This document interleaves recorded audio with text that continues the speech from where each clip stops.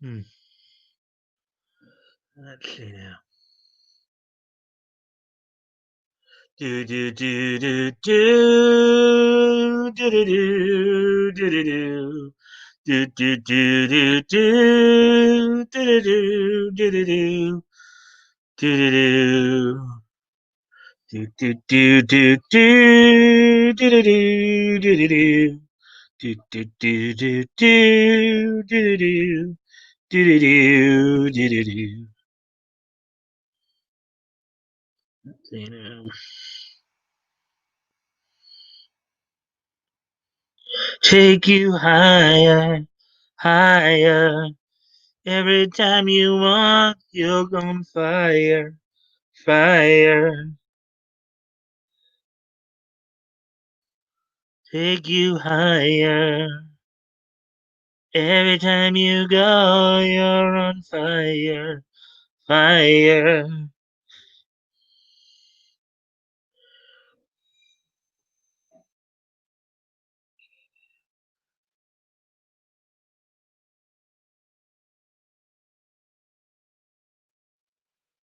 The Simpsons.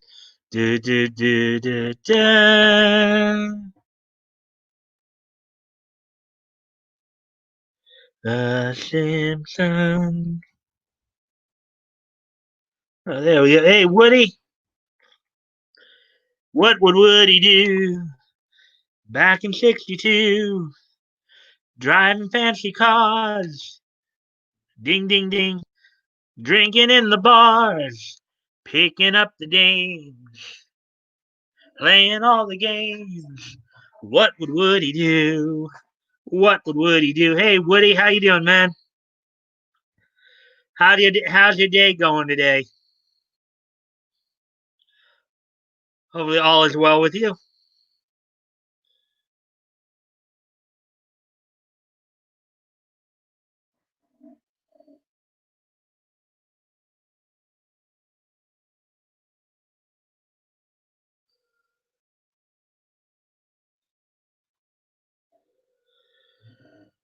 Hmm.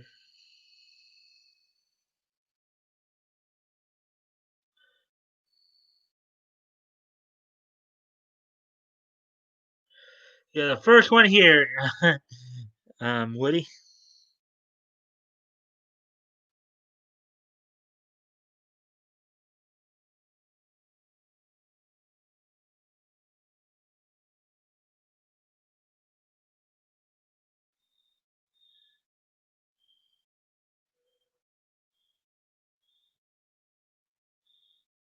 Life is good. Concerned for the country if gang of crooks takes over.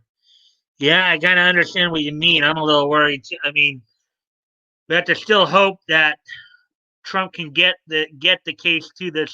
But everybody keeps saying that they don't have evidence, but they actually do if you think about it, because they do have those affidavits. I never learned to type. Yeah, I barely have rudimentary typing skills, Woody. So don't worry about it. Yeah, well, even if Trump ends up having to concede, which I hope he does. I hope that they will get it to the Supreme Court, and then they'll like overturn this stuff. But if that's not the case, if Biden does, what we have to hope for, then really hope for is that the two Georgia seats will be able to be retained in these runoffs, because that will be, from the legislative standpoint, the last bastion, last kind of break wall for the left being able to do anything too extreme, like trying to pack the courts and stuff.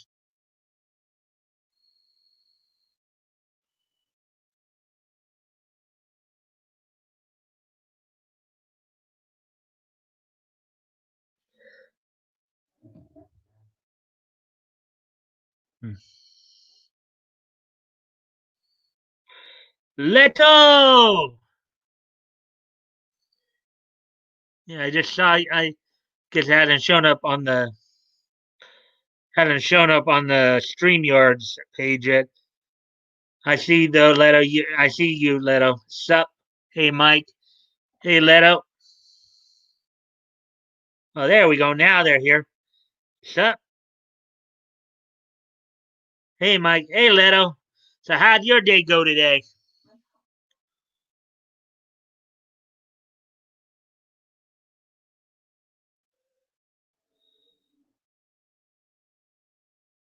Hey, Woody.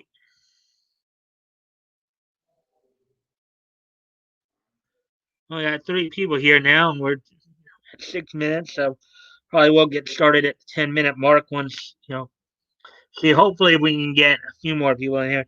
And if you guys can, like and share the stream, that would help too. See if we can get some more people in here by picking up that algorithm. If you guys can, as I said, like and share the stream, that would help. Um, Streamed at noon, and it was kind of good. Noon your so that's noon your time. What would where are you at? Like, remind me again, Leto, where are you at? Because said noon, so noon. I'm assuming that's noon your time. That way I can figure out what it might be my time. It was encouraging to see a film of those people in Huntington Beach protesting after. And yeah, I think I did see something like that, Woody. Central Time Tech. Okay, so that would have been like 10. That would have been 10 a.m. my time then. Yeah, so I think. Let's see, what was I doing? I was probably watching some like title stuff, just looking up some title stuff. Hello, everyone. Hope you're all well. Hey, ATC, we're up to 5 people. Yay, 5 people. Um, hey, ATC, and not much. Just kind of hanging out a little bit for a few minutes, and waiting to see get some more people in here. Thanks for dropping in. And as always, guys, if you guys can again like and share the stream, that would help. Get the algorithms up. Now we're down to 4 people, of course, but uh, action, toys, channel, action, toys, channel.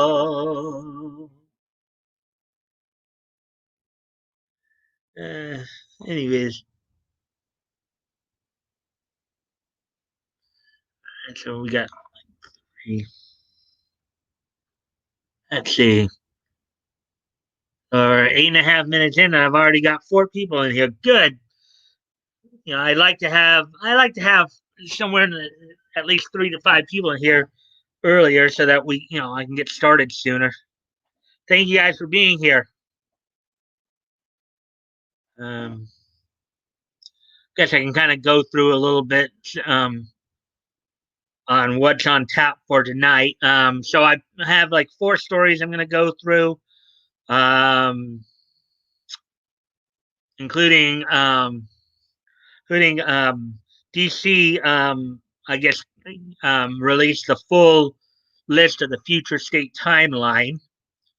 That'll be the lead story. Also, um, I guess they've announced who's. I think they've announced who's going to be voicing Rohan in the Netflix exclusive.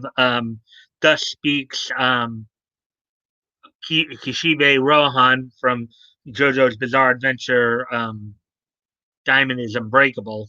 Um, and I don't think it's Vic, but I didn't read the article yet, so we'll have to wait and see. Um, Also, I'll be reading a little bit of an article about Kake, Kakagururi, which is a very interesting anime. I watched the anime itself about a couple months ago. It's about gambling, so that one will be an interesting take, and they're going to explain how it became a sleeper hit. Um, and then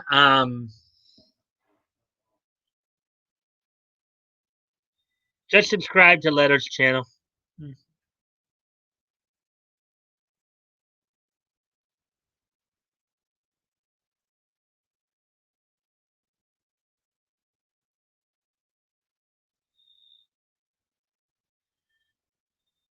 Let's see now.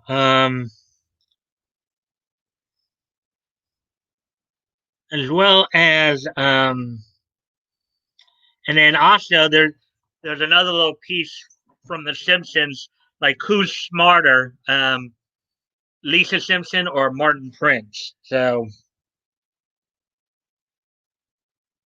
oh, nice. It's a good channel if you like fighting games. Sorry, Mike. Keep it going. No problem. Hey, I don't mind you promoting your channel on here. Um, um,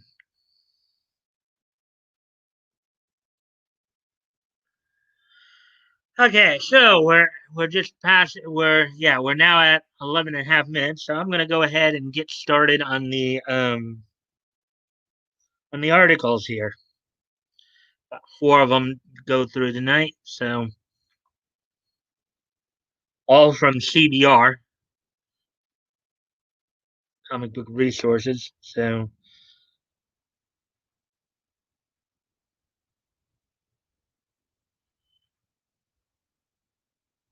here we go. DC debuts the complete future state timeline of the DCU. So the release of the DC Nation presents DC Future State magazine revealed the complete timeline for the publisher's 2 month event beginning in 2021. Of course, there's a lot of articles written about this for due to some of the casting and stuff like that in regards to like pushing certain agendas. DC has revealed the complete timeline for Future State's new DC Universe of the Future. The timeline is a part of the DC Nation Presents DC Future State magazine. The only information and initially new, and he spelled new wrong.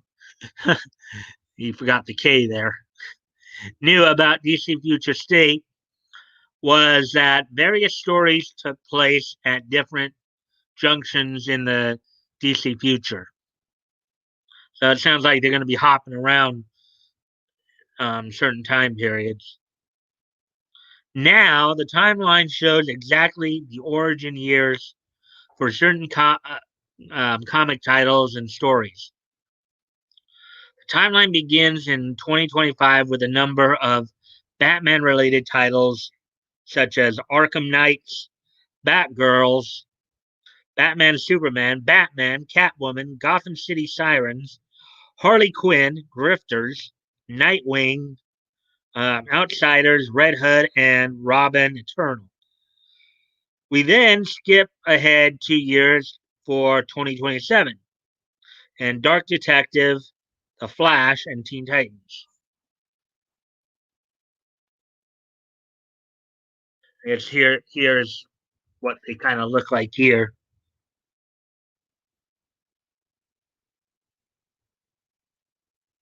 If you guys are all right.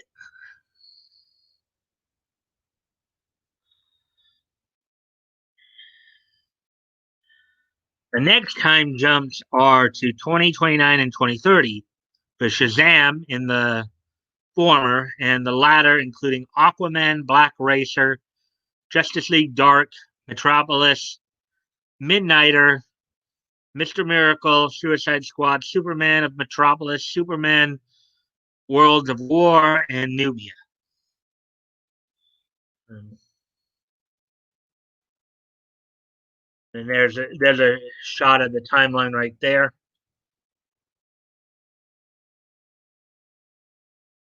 The years 2035 and 2040 have The Last Lantern and Justice League. The final 4 points take a huge leap with 3000's House of L and Legion of Superheroes, 4,500 Swamp Thing, um, 82,020's Black Adam, and the End of Times Immortal Wonder Woman. So here are the examples of those timelines right here.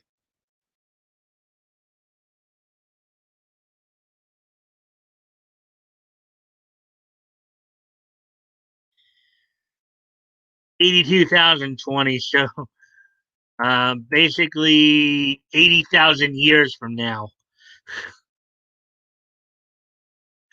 Man, you imagine what that world would look like.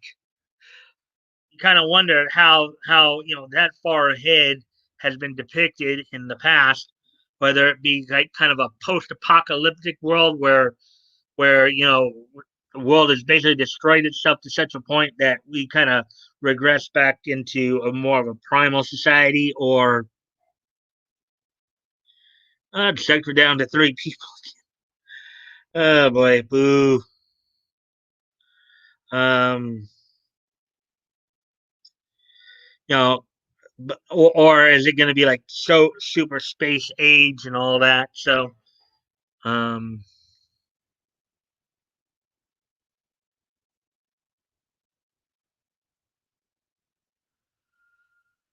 so as we continue on with this, then,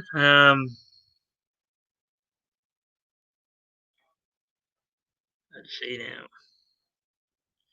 DC Nation presents DC Future State has all the information a DC fan would want to know about the 2 month event, including behind the scenes interviews with the creators that are part of the event, sneak peeks at some of the new characters and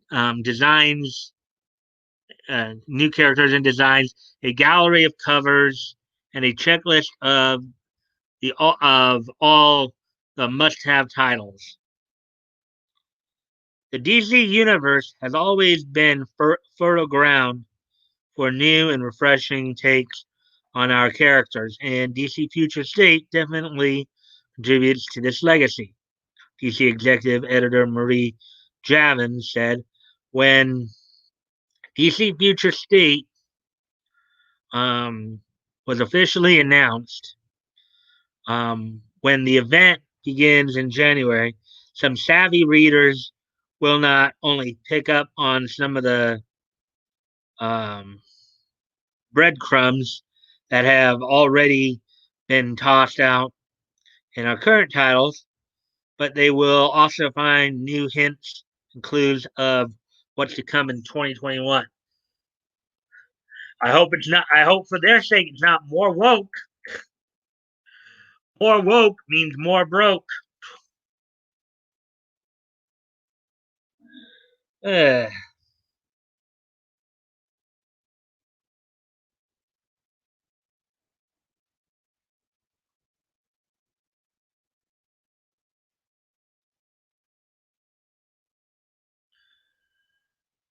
so DC Future State is a 2 month line wide event beginning in January 2021. February will feature a combination of monthly and twice monthly or bi monthly oversized anthologies, as well as a monthly schedule of miniseries and one shots starring current and future DC heroes. So that's all pretty interesting. All right, give me a sec while I go off camera here for a moment.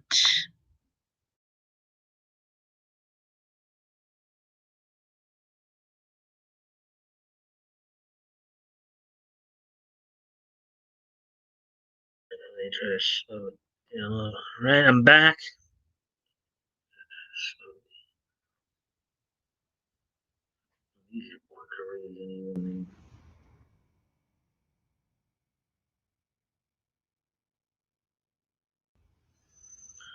Okay, so we'll head on to the next story then. This one I know some of you might find a bit. The one I will here. This one, because we know that in the in the JoJo's Bizarre Adventure Diamond is Unbreakable series, Vic Mignogna voiced Rohan, and I know there are some questions that would he, due to what's everything that's gone on, if he would reprise his role in this. So, thus spoke Kishibe Rohan, who should voice the title role in the Netflix dub. Netflix has acquired Thus Spoke Kishibe Rohan, who could replace Vic Mignogna as the dub voice of the title role. Nobody can, but they're gonna. But knowing these woke individuals, they'll probably try anyways. Netflix recently acquired the JoJo's Bizarre Adventure spin-off OVA series Thus Spoke Kishibe Rohan and plans to stream it in spring 2021. The series stars the titular Kishibe Rohan, a side character from JoJo Part 4 Diamond is Unbreakable. Although no dub has yet been announced, it is not unreasonable to assume that Thus Spoke Kishibe Rohan will receive one, as every season of JoJo has so far. However, there is one problem in the dub of Diamond is Unbreakable. Rohan was voiced by Vic Mignogna. It goes without saying that if this series is dubbed, Rohan's voice actor will need to be replaced. No, he doesn't need to be replaced. You could use him, but okay. I know I think Viz has the license for that. So it's actually the LA crew that's dubbing that.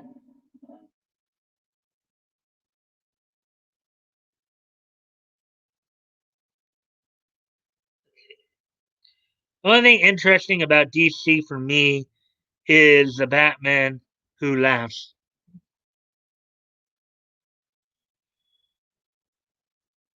That's about it.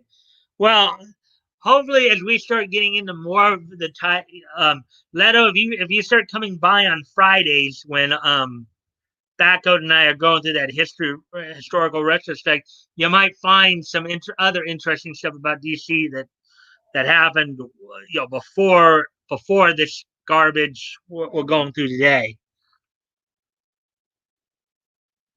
Why replace him?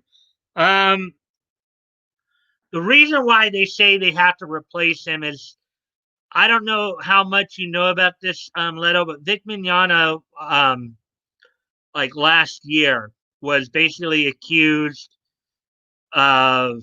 He was accused a bunch. Well, okay, he was basically accused of a bunch of. He was basically canceled, but and they were saying that he was like creepy. He was a pervert. He sexually assaulted people, which none of it's true. Um, but basically, Viz, Viz or Bang Zoom, whoever's doing the dub here, doesn't have to replace him. They're just they're just kowtowing to the cancel culture mob. But Vic, I don't know how much you know about the Vic Mignogna story, but basically, some of his female um, some of the female VAs that he's worked with over the years came out and accused him of a bunch of stuff that was never proven or anything like that. That's why they basically were trying to cancel him because he doesn't fit with them. Basically, I thought Viz was connect. Viz. Okay, no. Viz Media is okay. Viz Media is technically based in San Francisco. Their offices are actually in San Francisco in the Bay Area. They distribute videos. They license and distribute videos, but they subcontract the voice recording, the dubbing to they subcontract to both Canada and here in the States. Like their main office is out of San Francisco, but for some projects they will subcontract the voiceovers to Studiopolis, which is based in Los Angeles, LA. Other titles they'll subcontract to Ocean Studios up in Vancouver, British Columbia, Canada. So like some of the titles they have that they subcontracted Studiopolis in LA include, of course, I think JoJo's Bizarre Adventure is one of them, but also Naruto, Bleach, Zatch Bell. Um, while some of the titles they subcontracted to Ocean Studios up in Canada include, well, actually they've done both Ocean Studios and Blue Water in Calgary. So, in with Ocean Studios, let's see, um, Inuyasha and Project Arms, and then they subcontracted, I know, Flames of Recca to the Calgary-based Blue Water Studios. So let's see. I know all laugh out loud. Um, I mean, why they feel they join, they need journalists already lobbying to, they can make him look bad.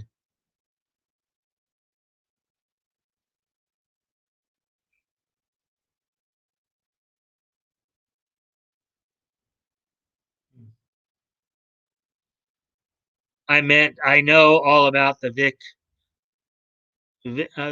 followed Nick Rekitas since the start of it. Okay, I didn't know how much you knew about it, so um, he was savaged on Twitter.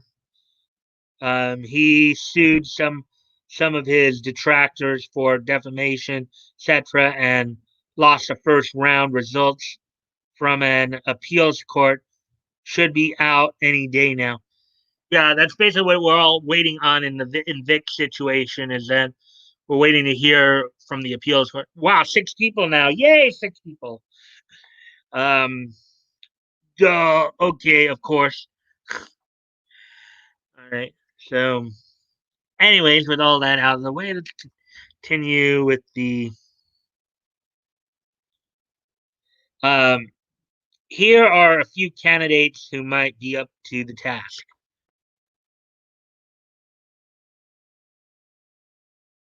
Benjamin Diskin. Now, for those of you who don't know who that, just in case you don't know who that is, Benjamin Diskin is the voice of Sai in Naruto. He was also #1 in Codename Kids Next Door. And number one and #2 in Codename Kids Next Door, as well as Sai from Naruto, the Naruto franchise. Um, it's admittedly unlikely that Diskin would be chosen for the role, as he had already played Joseph Joestar, the protagonist of JoJo's Bizarre Adventure Part 2, which is also known as Battle Tendency. However, when playing Joseph, Diskin used a British accent, which Rohan would not have. Um, in addition, his range as a voice actor and thus spoke thus spoke Kishibe Rohan's lack of connections to Part 2 would make this dual casting less of a problem. With Joseph, with Joseph, Diskin has already proved he can play the sort of character Rohan is: arrogant and somewhat comedic, but able to hold his own in serious and unsettling situations.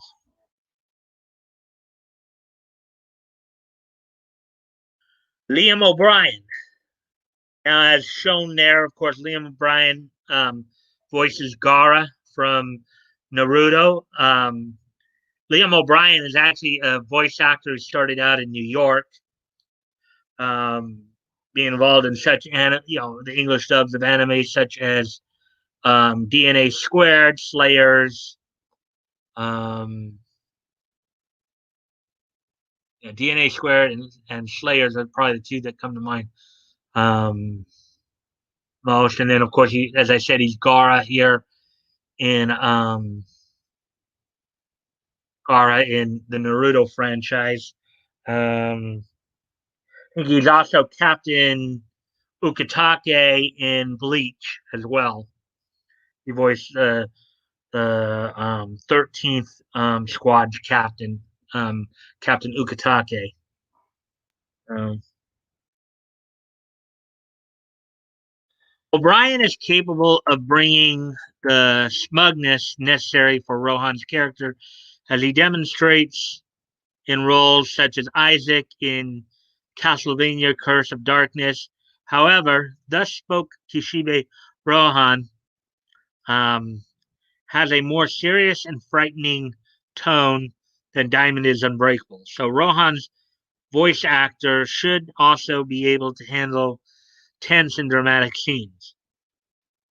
Um, Gara in Naruto, Nephrite in Sailor Moon, the Viz dub of Sailor Moon, and many other roles prove that O'Brien has a range for scenes with more realistic emotion.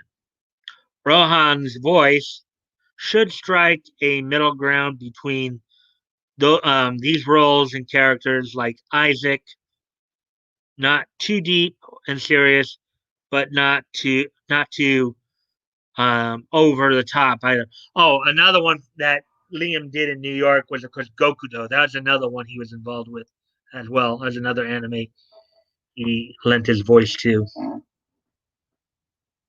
Let's see now.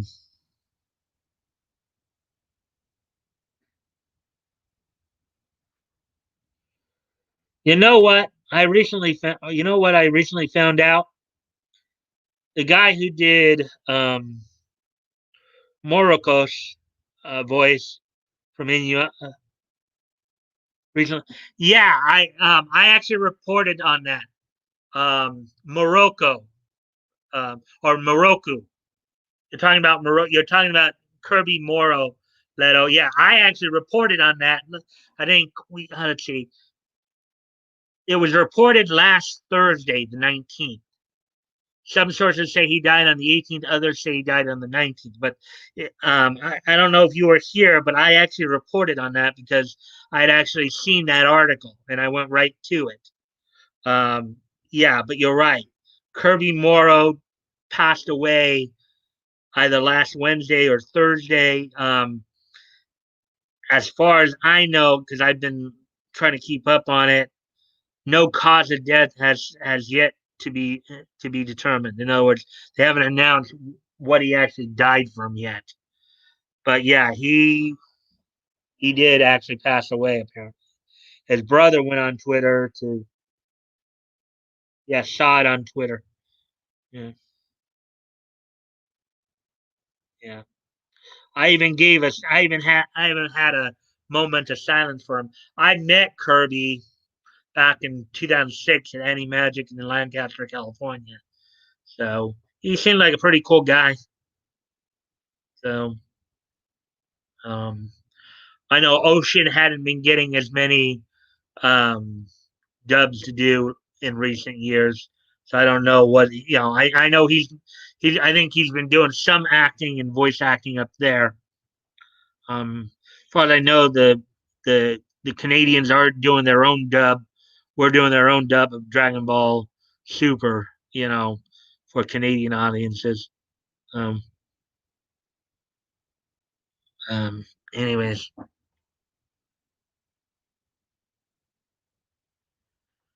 back to this article then. The next person we got Lucian Dodge.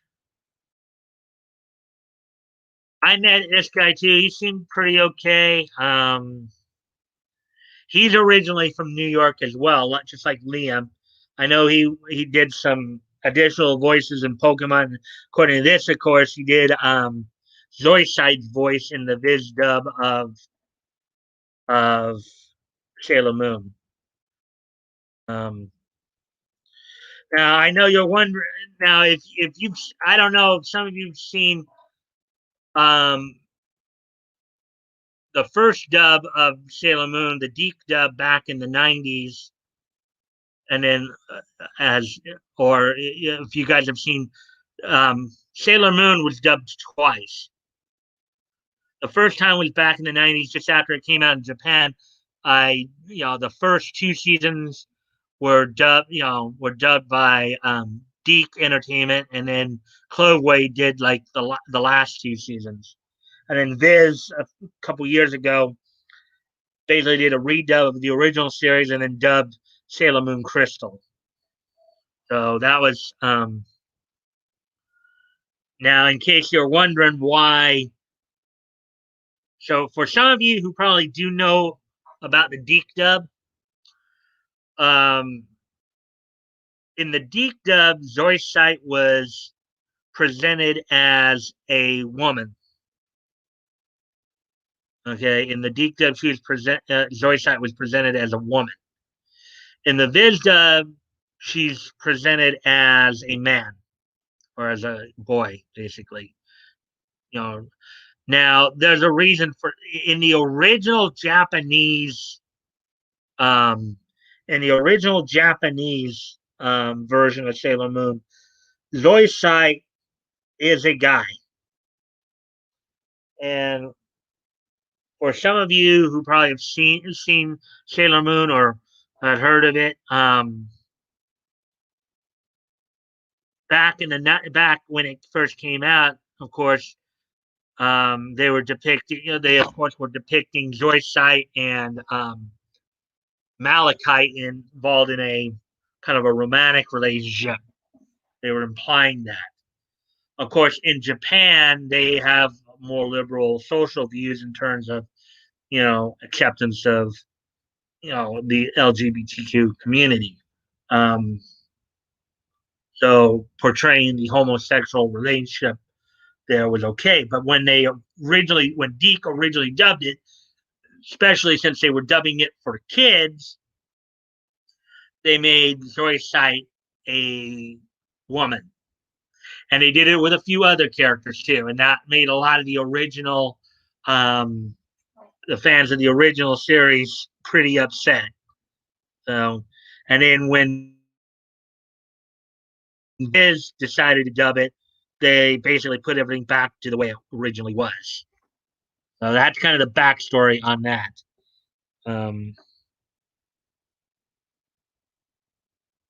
Definitely not gonna be Todd Habercorn. He got me too. He got me too before Nick, or or you mean before Vic? Um, well, I think Todd actually does have some. I mean, not Nick. I meant Vic. Yeah, I figured. I knew who you were talking about. Yeah, well, Todd got me too, but it wasn't as bad. Todd apparently still has some level of relationship with at least some people. He's still, he's pretty popular too. But, anyways, let's read this story. And I can see why you said it's not definitely not going to be Todd because he's the next one after this. But although not identical, the voice Dodge uses for Zoisite in Sailor Moon has some similarities to Mignana's Rohan voice, as both play up the flamboyant and haughty aspects of their characters' personalities. When he plays Felix in Fire Emblem Three Houses, Dodge portrays in his character a similar sort of haughtiness, um, but with a more serious edge. Dodge is used to playing characters like Rohan, that is to say, characters who are arrogant and standoffish, and sometimes even a bit flashy, um, but who are dedicated to what they do and are perfectly capable of delivering real emotion when they need to. And then, as mentioned, of course, Todd Habercorn is somebody that they could be looking at because I'm sure everybody knows a number of Todd's roles, including Natsu from Fairy Tale, Alan Walker from the Alan Walker from The Gray Man, um, Death the Kid and Soul Eater, um, Shikadai Nara in Boruto Naruto Next Generation. Um, let's see.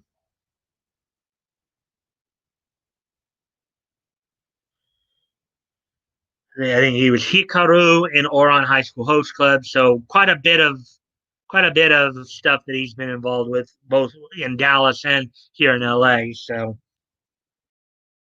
let's look at their analysis here. Despite being a prolific voice actor, Habercorn has yet to appear in JoJo's Bizarre Adventure in a major role. Having only voiced background characters in the first two parts, voicing Rohan would be the more perfect chance for him to have a larger role in the series. Several of his characters have had the same somewhat nasal tone that Mignana brought to Rohan, and with a wide range of roles under his belt, including such iconic characters as Death the Kid in Soul Eater, Natsu in Fairy Tail, and Hikaru in um, Oron High School Host Club. Where, as Hikaru, of course, he played opposite Greg Ayres, who was voicing Hikaru's twin brother Kaoru, um, the Itachi twins. Habercorn has the experience needed for depicting any of Rohan's emotional states. So those are the ones that they're saying they're considering as replacements for Vic. But again, I don't see why they should even consider replacing Vic. And the only reason they're even probably considering it is because they're kowtowing to the SJW mob, the cancel culture mob. That's the only reason.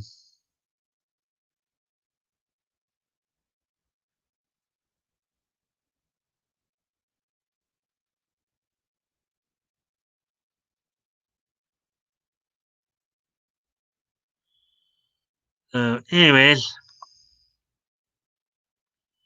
there's that story.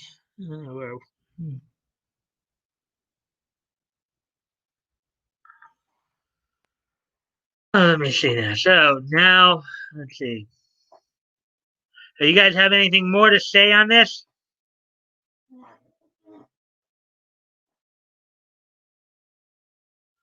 Do you have anything more to say on this story?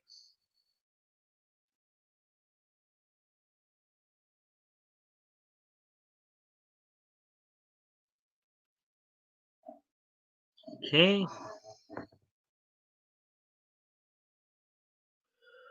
I've got to step away for for a moment, so I'll be right back, guys.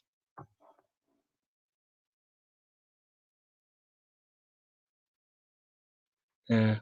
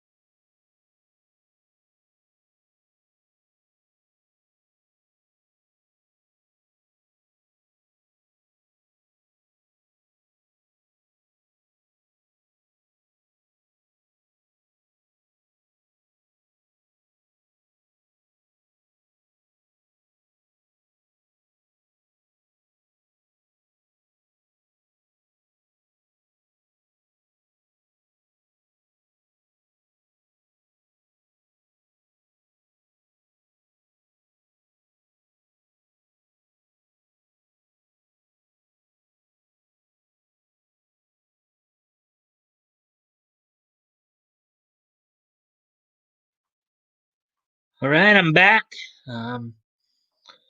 Okay, so I guess we'll move on to the next story then here, um, which is another anime story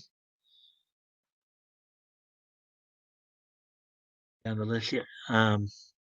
This one, Kagegurui, how a high-stakes gambling anime became a sleeper hit. I saw this. It's actually a pretty interesting, surreal anime. I'd recommend you guys check it out if you can. A little on the dark side. Some very interesting scenarios in it. Um, I just recommend you guys check it out. Even though Kakegurui began streaming on Netflix in 2017, it's just now seeing mainstream popularity.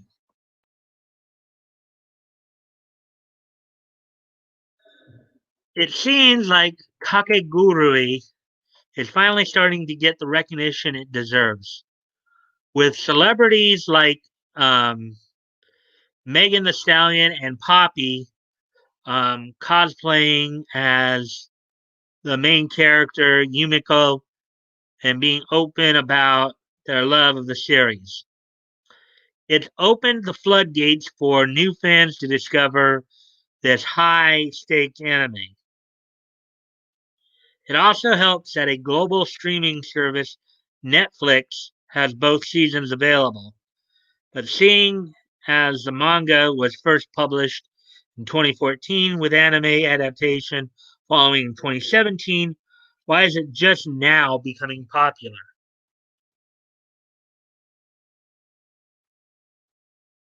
Well, I have my own theories on that. I think part of that's because it doesn't exactly fall into any traditional subcategory. It's not your typical action adventure or even your typical slice of life.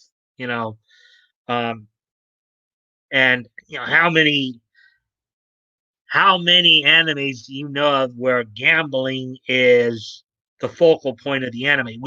I mean, yes, we've had characters like Lady Tsunade and Naruto who have had issues with gambling as part of their character development.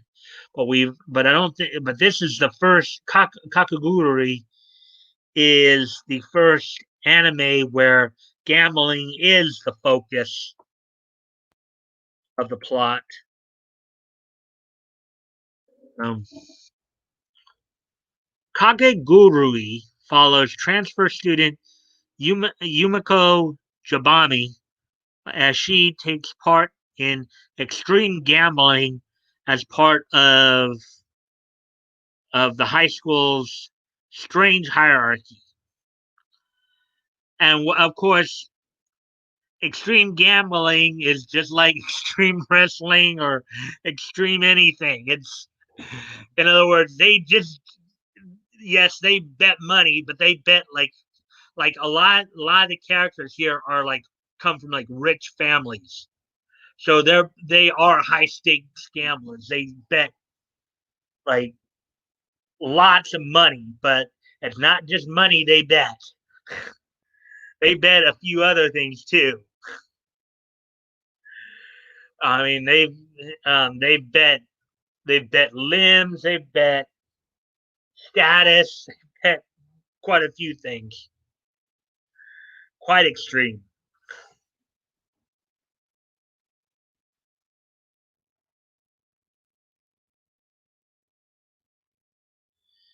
Um,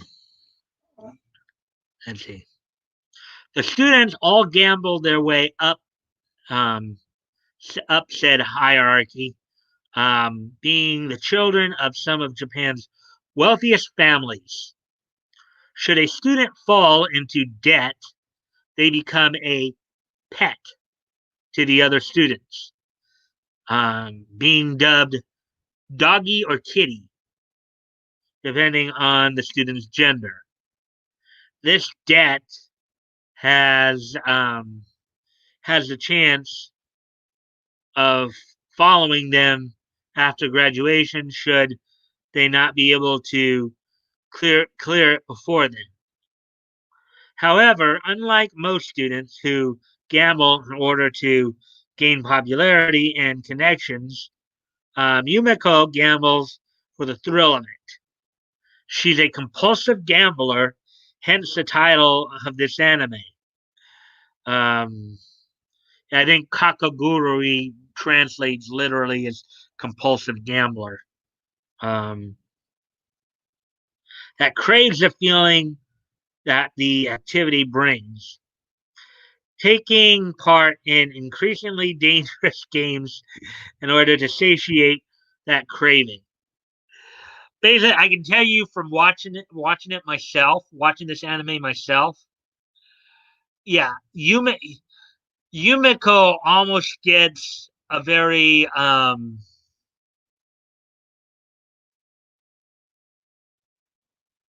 to think of the word, ecstatic experience from gambling. You know, it's almost like some people will sometimes say that there are certain things in life that are better than sex. Well, for Yumiko, I think gambling is that thing. Uh,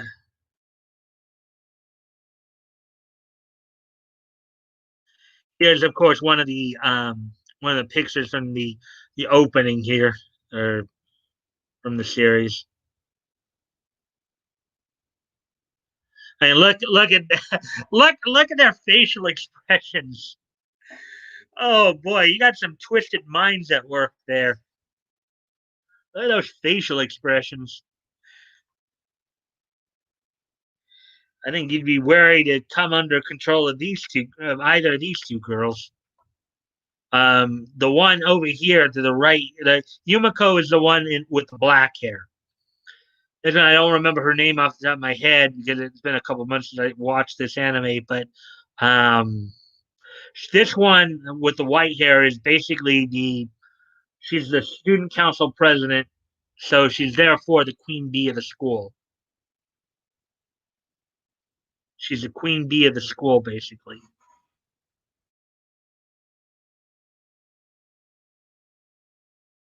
Well, let's read on the article here.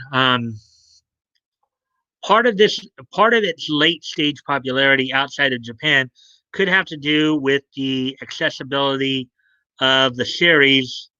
Um, Many anime fans use Crunchyroll or Funimation to stream anime, but Kakegurui isn't available on either because Netflix holds the streaming license.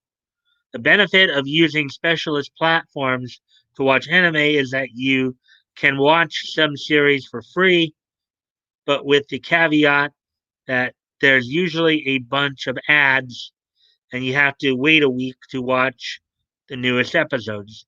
This is great for younger audiences who don't have access to other streaming services like Netflix or can't afford to pay for such services.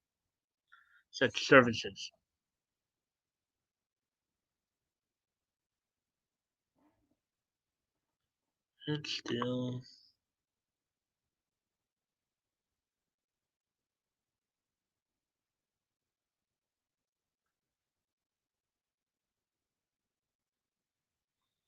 she has a gambling addiction. Yep, that's what it is, Leto. A gambling addiction. Yeah, I love that artwork. Yeah, it's a pretty good anime.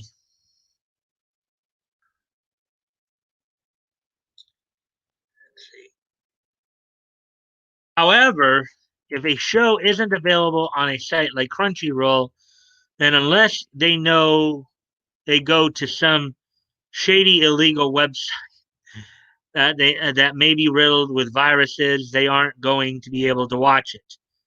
There's always the manga, but not everyone goes out of their way to read the manga, especially if they have busy lives. It's much easier to stream an episode or two while cooking dinner than it is to go to the store and pick up a copy while trying to find the time to read it. And here's another picture of Yumiko. Um, Yeah. Look at that face. Oh man, she's like in her own world there. Look at that face. She's like in her own little world.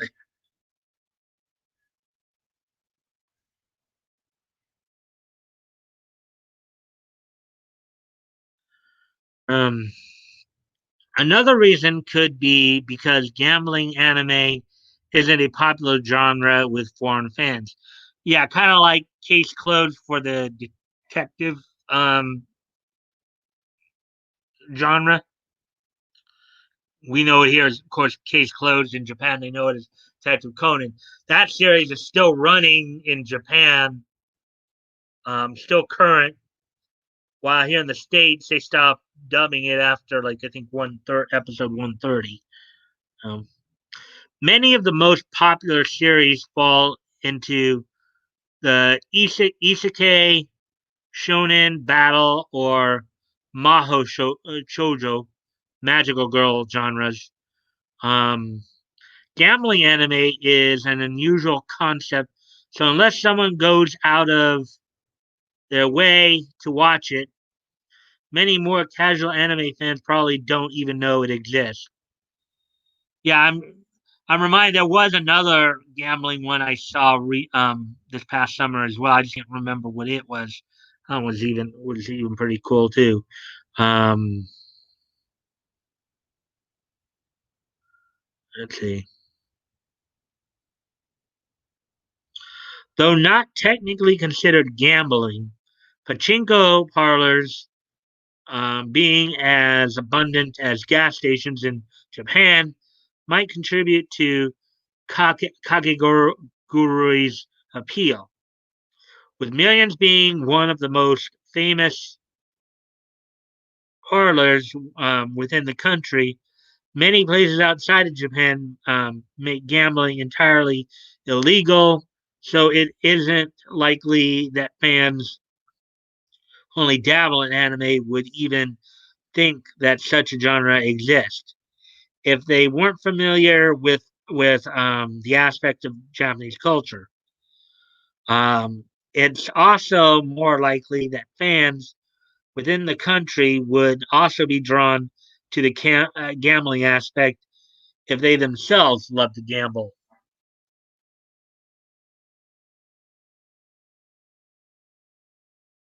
While the series was popular among a niche audience, it wasn't until big name celebrities gave it more of a platform that it came to the mainstream.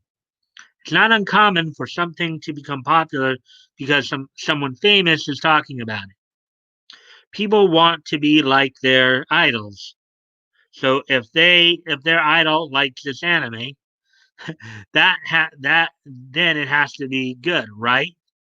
Social media also plays a role in whether a series will garner a foreign audience, with fan art and cosplay being able to be spread easily.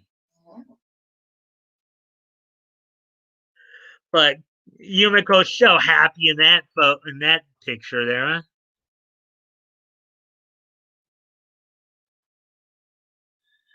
Look at that picture. Just very happy there.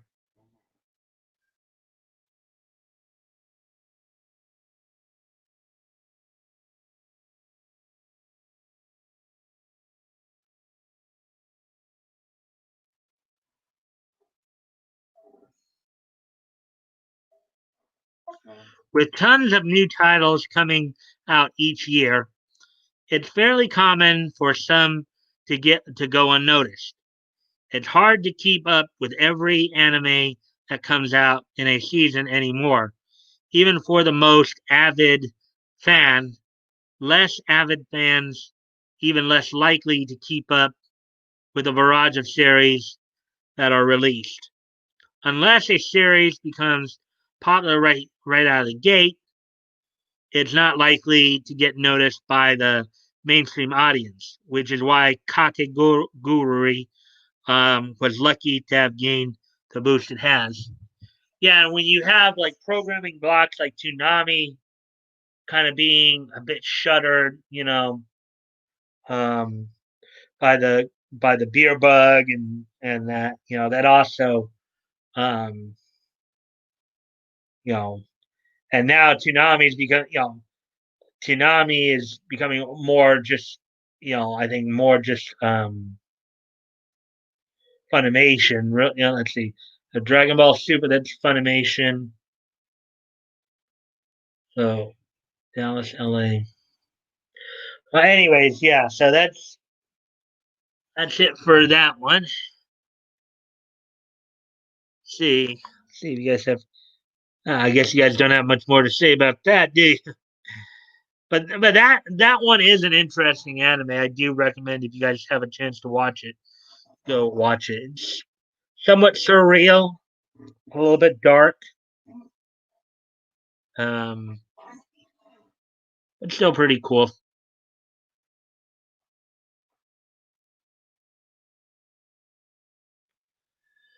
Anyways, moving on to the last story then. Last main story I'll do tonight.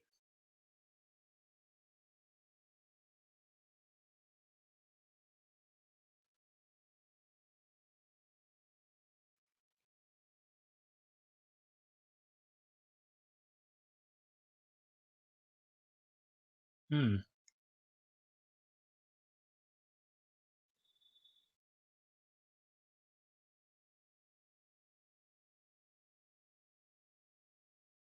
Yeah, those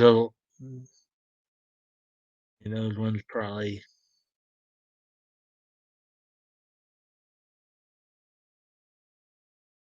It's kind of a lighter story, kind of story to cover. Here we go. This one right here.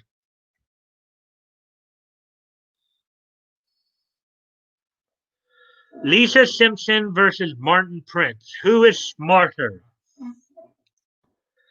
The Simpsons don't have the most intelligent characters, with the two brightest being Lisa Simpson and Martin Prince, who are literal children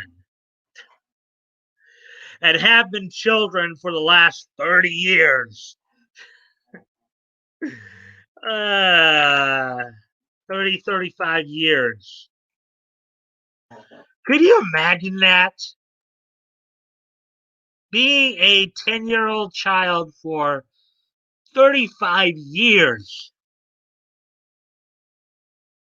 Kind of a wonder how they do keep the stories going and stuff like that. Nah,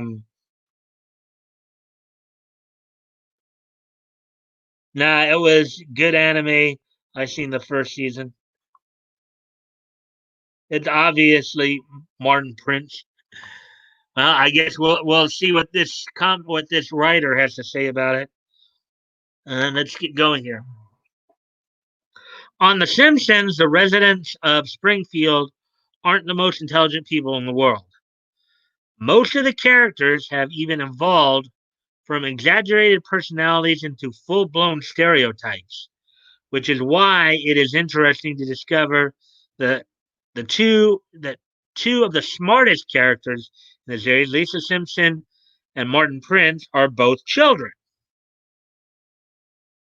It can be argued that Lisa is the conscience of the Simpsons family, as she usually works the hardest to find a solution to whatever situation they are in.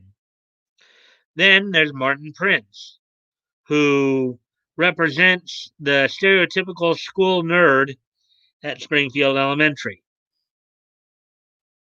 Being a school nerd for 35 years. Now, I know it's not quite 35, more like 33, but still, you get the point. Uh, Both are members of the exclusive intelligence club named Mensa. That was introduced in the episode. They saved Lisa's brain. However, only one child prodigy can be the smartest.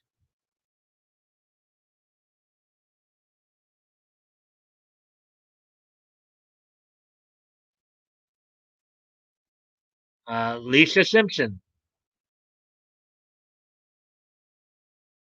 Being a primary character on The Simpsons, Lisa has had more opportunities than Martin to display her cleverness. From the beginning of the series, she makes a great impression by learning how to play the saxophone at a young age, thanks to the mentorship of the late, great Bleeding Gums Murphy. Um,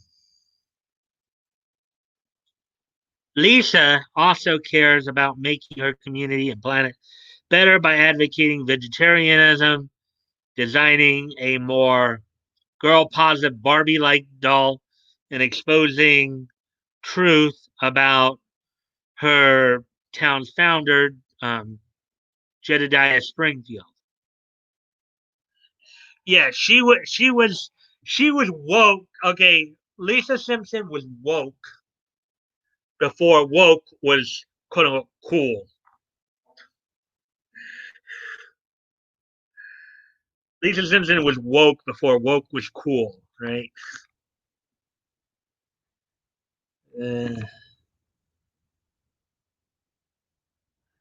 let's see. As we continue on with the story here, although Lisa stands out as the smartest girl in her school, her status is threatened in the season 6 episode Lisa's Rival when a new student named Allison Taylor arrives. Allison comes off as just as smart as Lisa and can play the saxophone just as well. Not to mention, she's a year younger. Lisa tries her best to combat her jealousy of Allison and becomes her friend by the episode's end. She also has an intellectual scare when discovering the Simpson gene. In the episode, Lisa the Simpson, um, when she struggles to figure out a puzzle, Lisa starts to have trouble doing simple things like opening a locker. Through Grandpa Simpson, um, she learns the gene is behind Homer and Bart's decline in intelligence, causing her to worry about her fate. Thankfully, she regains her confidence when realizing the Simpson women keep their wits about them. Now, in thinking about that, for excuse me, guys, gotta go off camera for just a moment here. Sorry, I see anonymity.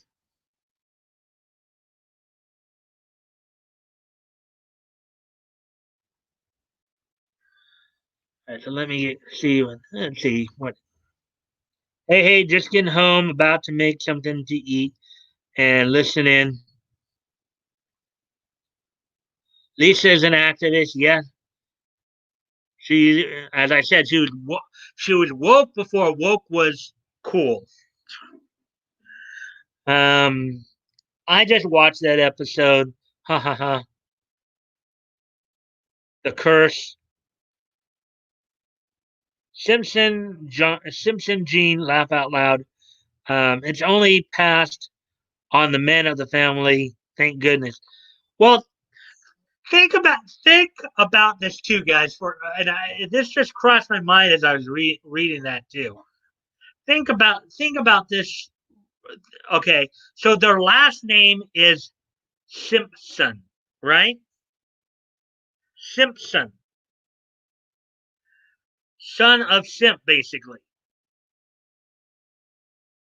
Basically, the Simpsons are the sons of Simps.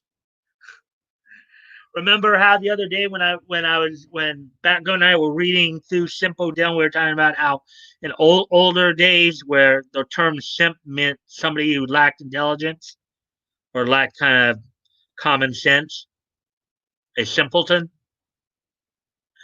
Basically, the Simpson men are depicted as simpletons. They're a bunch of sons of simps. Now, just think about that for a moment.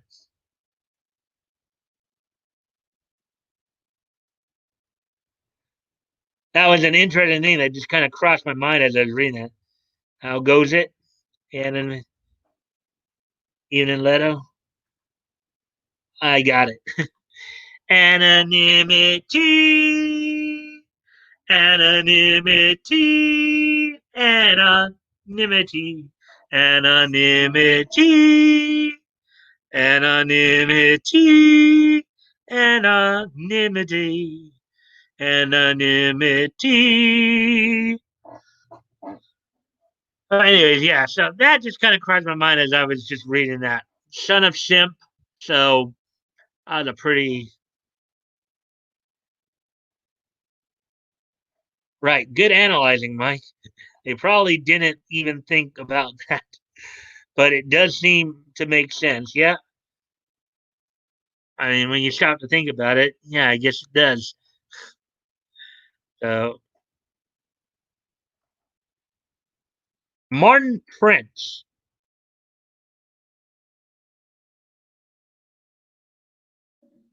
Okay. So, while Martin Prince does not have many episodes that focus on him, the audience is always given the impression that he is smart. Then, when appearing on screen, the first episode in the series where he's a prominent character is Bart the Genius. Yeah, this is when they thought that Bart was a genius because he cheated on IQ test. I remember that episode. Um, Early in the episode, Martin is a teacher's pet who tattletales on Bart's shenanigans. The typical classroom goody goody, right?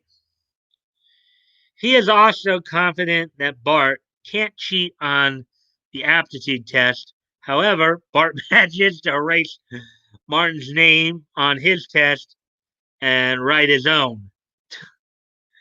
Um, just by doing that, Bart is rewarded with the extraordinary praise that Martin was supposed to get. Furthermore, by stealing Martin's test scores, Bart is given an IQ of 216 and is sent to a school for gifted children. I remember this episode because one of the funny things is they thought the reason that Bart behaved badly was because he was bored. He's just so smart that he's bored. I don't know how many of you remember that episode, but that was some funny stuff.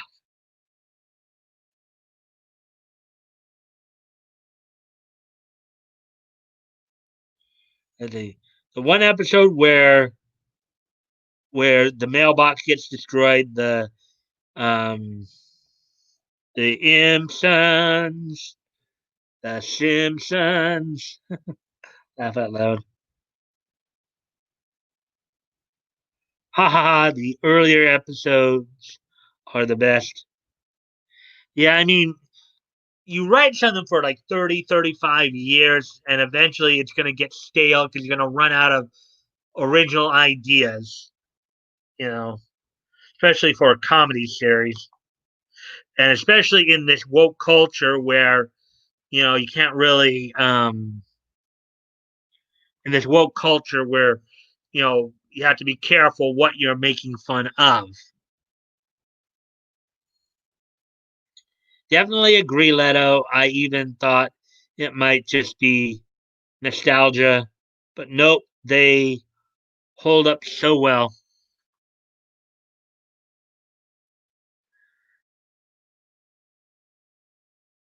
So, continuing on with the article here, um, perhaps the smartest thing Martin does in the series is a very simple one.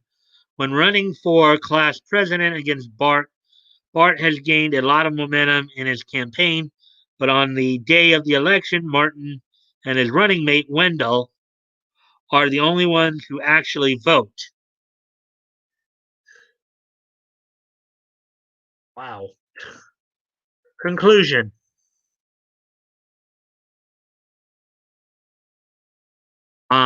When it comes to statistics and accomplishments as a kid, Martin proves to be more intelligent than Lisa.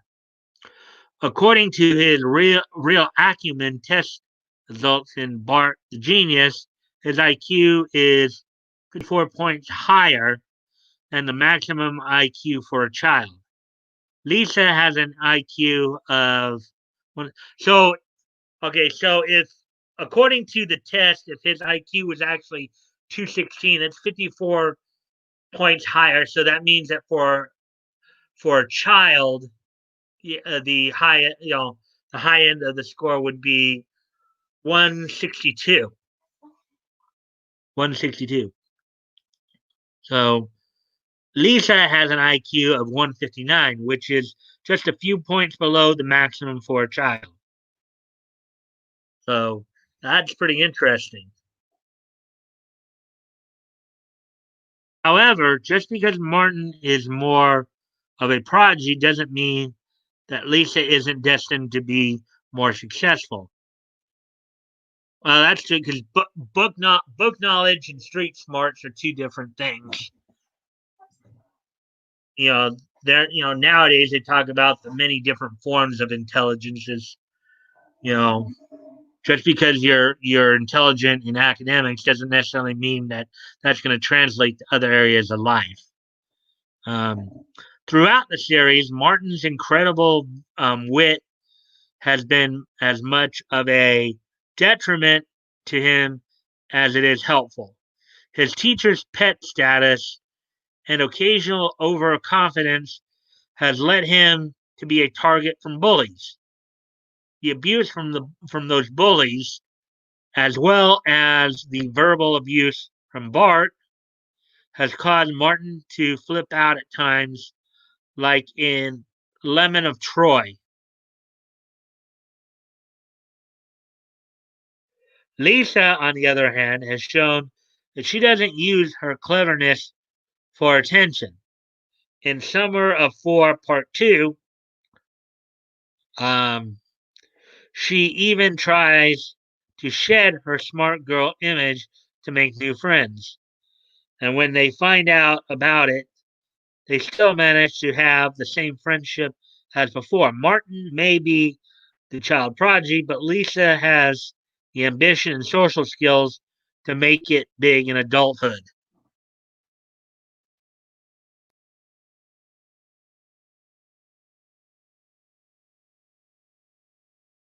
There you go. That's that story. Let me just see something because there are a couple. It looks like there were a couple of Animaniac stories. I don't think I'll get to. I might do those tomorrow night.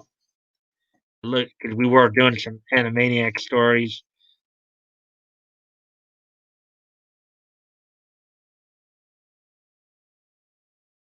Won't do them tonight, but let's see. Animaniac Star explains why Brain is way edgier than he used to be. That might be an interesting one. Most obscure. Yeah, maybe we'll cover those tomorrow night. We'll see. And we'll cover those tomorrow night. So, all right then. So that's all for the main stories of the night.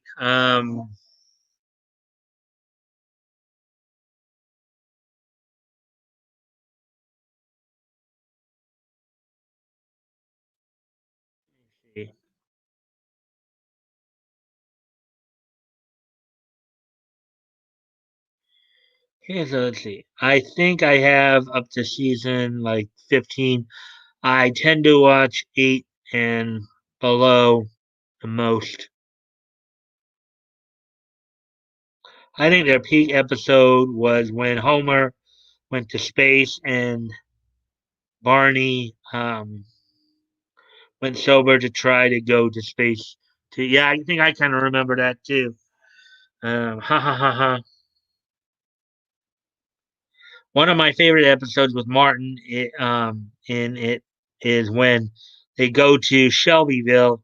Martin and Nelson are partnered up to find Lemon Tree. So great. Lisa does become the first female president after all. Laugh out loud. Ha ha ha. Yeah. All right, guys. So let's see. We're actually coming up on hour and 21 now. Let's see. So a quick reminder for the rest of the week here, just so You guys are aware. Tomorrow will be like another regular night like tonight where I'll pick some stories out. Maybe two of those stories will be those two Animaniacs stories I just listed. So maybe cover those. Maybe find a couple other stories as well to cover. So tomorrow night,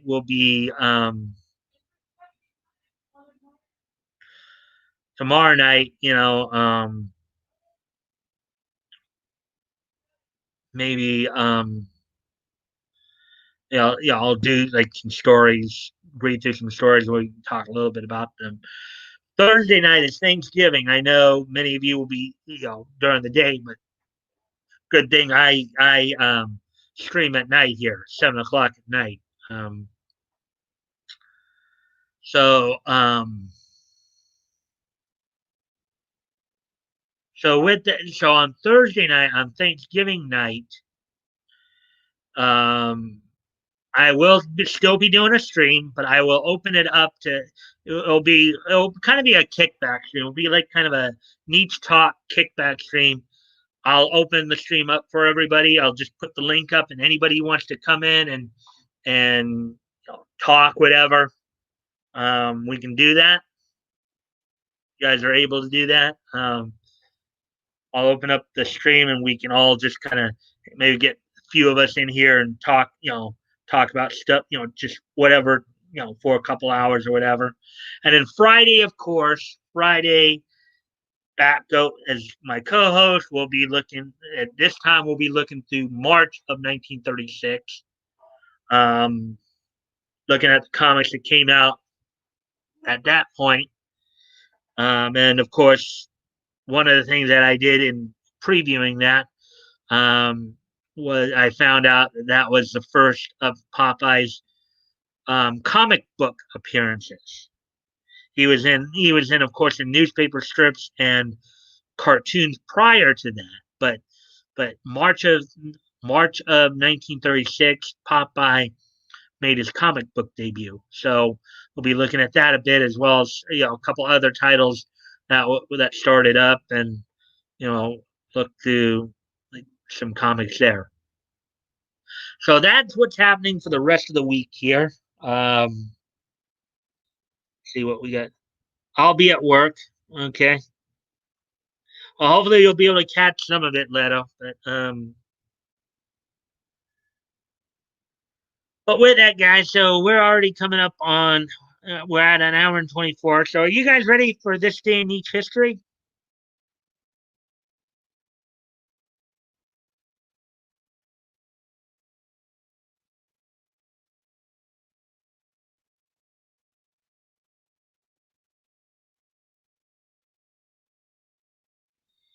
Usually towards the end, and yeah, Nietzsche it up, Nietzsche it up, Nietzsche it up. Sure, hit me. Okay, I thank you guys again for coming in tonight. I look forward to seeing you guys tomorrow night. So today being Tuesday, November 24th, 2020. Let's look back on this day in Nietzsche history. Let me just do a little previews here for myself here. I know what to do. 1995. Okay.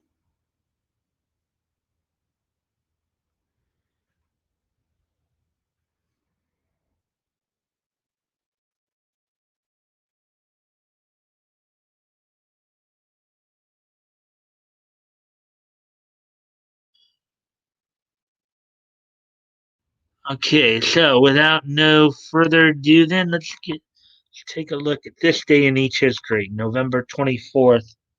What happened on this day in Nietzsche history? Um, so first off, we're going to take a trip back 40 years ago today.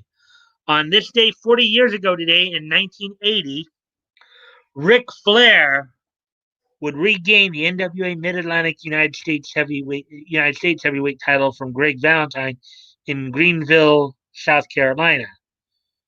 According to this, the WWE does not recognize this title change, but on this date, on a house show in Greenville, South Carolina, Ric Flair would regain the NWA United States heavyweight title, the Mid Atlantic version. The reason the WWE is involved because this title is what is now known as the WWE United States Heavyweight title. This is the title that would eventually become the WCW United States Heavyweight title, and eventually now the WWE United States Heavyweight title. So on this date, 40 years ago, think about this: 40 years ago, Ric Flair, I think, was like what 31, I believe, at the time. But 40 years ago, on this date, um, Ric Flair would regain the NWA Mid Atlantic United States Heavyweight title, basically the Mid Atlantic version of the United States Heavyweight title. 40 years ago today. I was like 5 years old when that happened.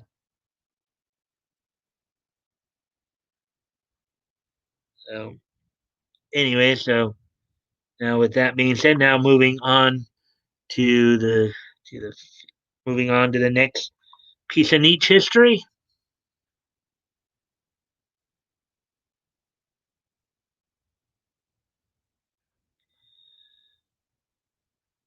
So on this date in 1995, the Mobile Suit Gundam Wing episode, The Lonely Battlefield, would premiere on TV Asahi in Japan. So on this date in 1995, which was 25 years ago today, the Lonely Battlefield, um, Lonely Battlefield um, episode of Mobile Suit Gundam Wing would premiere on TV Asahi in Japan. Um,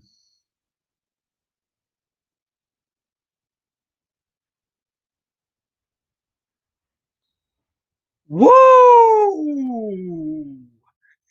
Yes, Woody. I think you're going back to the Ric Flair um, notation there. I did our hit piece of history there. Woo! Okay, and last but not least for tonight, one last piece of niche history to get to.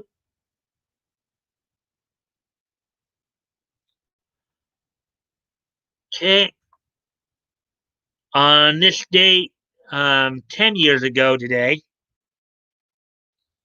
on this date in 2010, which was 10 years ago today, the 895th issue of Action Comics Volume 1 went on sale on newsstands. In this particular story, featured Lex Luthor. Lex Luthor was featured in it, and then I think Jimmy Olsen was also featured in this. On the looks of it, Jimmy Olsen's Big Weekday 3. So this is actually one of the few times where Superman was not necessarily the featured character in the stories. In this case, it was Lex Luthor and Jimmy Olsen. So on this date, 10 years ago today, um, Action Comics number 895 would go on sale on newsstands. Um, I met him about 2 years ago. He was a nice guy. Oh, Ric Flair? Yeah, nice. So, anyway, so that's all of niche history tonight, guys. I thank you guys for joining me tonight. Um, and I hope to see you guys tomorrow night, throughout the rest of the week. Um, Again, a reminder is just one last reminder as to what's going to go on for the rest of the week here. Tomorrow night will be a normal night where I just go through some niche stories, kind of keeping caught up on some of the current news of the day. Thursday being Thanksgiving, I'm going to open it up to anybody who wants to join me in the chat on the stream here, and we'll just kind of just make it a general niche night, just hanging out and talking whatever comes to mind. Um,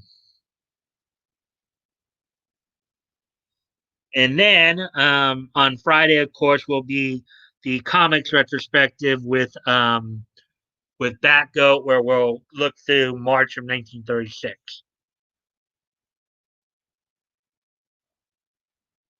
Um, I'm ahead to Nick's stream. Okay, yeah, pretty cool show today. Thank you, Leto. And I shall bid you all adieu, and I will hopefully see you guys tomorrow night. Bye.